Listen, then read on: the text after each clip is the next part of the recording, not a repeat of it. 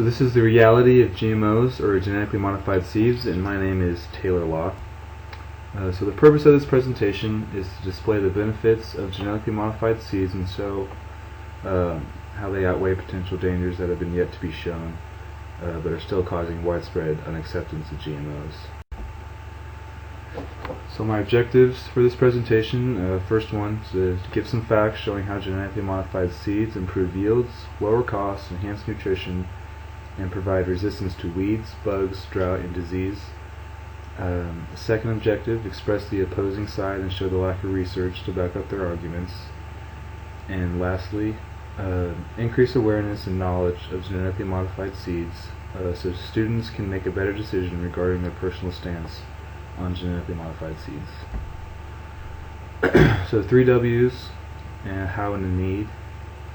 Why is this presentation important? GMOs are widely unaccepted, but they have proven to be very successful, and the general public is pretty uneducated about them. Who is this presentation for? It's for students who don't know much about agriculture and could benefit from some facts and knowledge about GMOs. Where could this presentation be useful? Well, it could be useful right here at Kansas State. People could benefit from it. How? Well, this presentation will be a way to educate people about the truths of GMOs.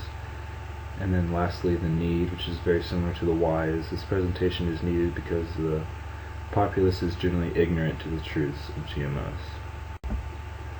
So my solution to fix this problem of unawareness is to present facts about GMOs and what they can really do for society.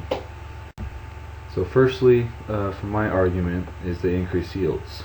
GMOs naturally produce chemicals that kill bugs, weeds, and are resistant to disease.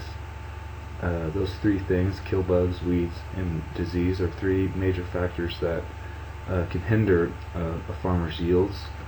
And if the GMOs can naturally produce chemicals to resist those things, then logically yields will go up. Studies in India have shown genetically modified cotton yields increase 70%. And then also, the Department of Agriculture, Economics, and Rural Development at George August University published an article that revealed in 147 studies genetically modified seeds increased crop yields 21%. So these are just some of the examples of studies that have proven the ability of GMOs to, in fact, increase yields. Secondly, decrease in cost, and this kind of goes along with my first argument, that naturally producing chemicals that kill bugs and kill weeds, that means farmers will have to spend less time, labor, and money spraying pesticides and herbicides on chemicals because the seeds naturally produce them. So those 3 things, time, labor, and money, those are all input costs. And when input costs in production decrease, this results in an increase in supply and a lowering of the price. And the lowering of the price of food is good for consumers, good for society. And lastly, in my argument, GMOs can be fortified with extra vitamins. Vitamin deficiency is a major problem amongst the developing world, and GMOs have a way of, or they can be designed to have extra vitamin content, and golden rice is an example of a GMO with advanced or more vitamin content, with 50% more vitamin A content. So the opposing side, their main argument is that they're dangerous to eat, or they believe they could be more dangerous to eat. And their argument kind of is, why should we consume foods that naturally produce chemicals potent enough to kill bugs and weeds? Which is a logical argument, that kind of makes sense. But I mean, my response to that is, well, does it really matter? Because if they don't produce those chemicals naturally, then they're just going to get sprayed with those same chemicals anyway.